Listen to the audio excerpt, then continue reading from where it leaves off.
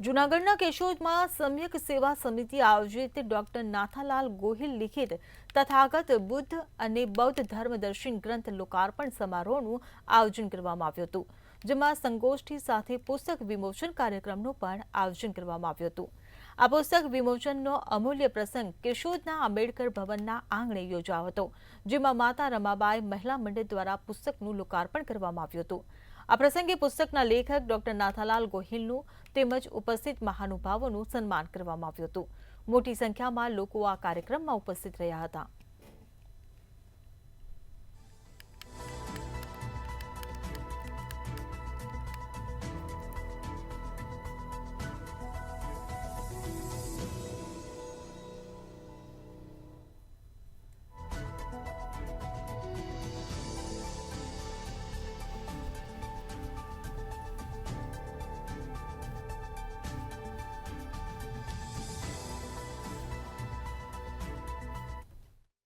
અને રમા આઈ મહિલા મંડળની બહેનો આવી ત્યારે આ ગ્રંથ વિશે 3 વિદ્વાનોએ વક્તવ્ય આપ્યા અને આ ગ્રંથ એક વૈજ્ઞાનિક દ્રષ્ટિકોણ લઈ અને માનવ ધર્મ શીખવે છે।